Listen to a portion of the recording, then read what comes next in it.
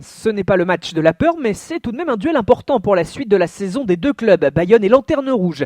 Le Racing champion de France ne pointe qu'à la 8e place. Le stade Jean Daugé a donc fait le plein pour cette affiche.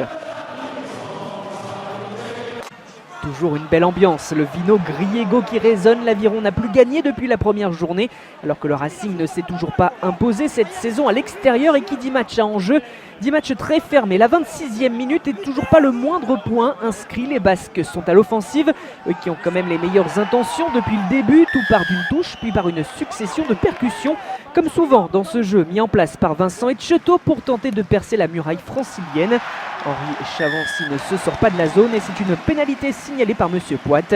L'occasion pour Willy Duplessis d'ouvrir le score 3-0 alors que le Sud-Africain avait essuyé un échec à la 14e minute. Quelques instants plus tard, on retrouve les Franciliens à l'attaque, jusqu'ici assez discrets. Il y a beaucoup de maladresse dans les deux camps et cela nuit un peu à la qualité de cet affrontement. Le combat est au centre des débats. Beaucoup de fautes également, mauvais contest de Pidgey Van Lille. Maxime Machenaud peut prendre sa chance pour sa première pénalité du match et égaliser avant la demi-heure 3 partout. Danny Carter est sur le banc, forfait de dernière minute en raison de son mollet douloureux. L'ouvreur bayonnais Raphaël Lagarde a aussi dû déclarer forfait. Et sur ce ralenti, on voit le pied de Tom Donnelly qui empêche Léoné Nagarawa de jouer le ballon. Maxime Machenaud avait tenté le départ au près mais n'avait pas pu concrétiser ce temps fort. Monsieur Poite a donc à nouveau demandé la vidéo, pénalité. Mais surtout un carton jaune contre le deuxième ligne. L'Aviron se retrouve à 14 et Maxime Machenaud en profite pour donner l'avantage aux siens juste avant la pause. 6-3, première période plus que hachée. Vincent Etcheto est frustré, son équipe n'arrive pas à concrétiser ses temps forts, pas plus que le Racing 92, alors qu'il y a eu des opportunités. Début de seconde période qui débute très mal pour les Basques. Ce plaquage haut de Lorenzo Cittadini sur Brice Dulin venu provoquer.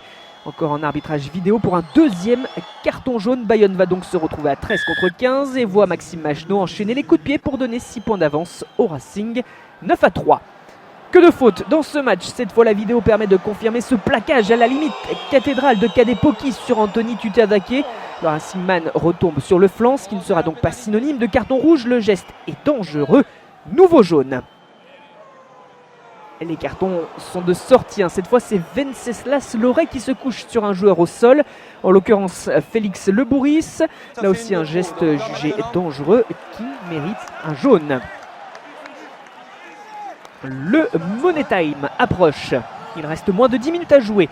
Bayonne est à 15 contre 14 et tente le tout pour le tout dans sa lutte pour rester en vie dans ce top 14. Le ballon sort. Bentami Ifuna a mis un petit coup de pied. Ryan Tonga, pour son premier match en top 14, se retrouve en difficulté et tente une passe compliquée. Elle est interceptée par Juanimov. On ne rattrapera pas l'Argentin qui s'en va marquer l'essai. Celui du break sous les poteaux. Jean Daugé s'est éteint.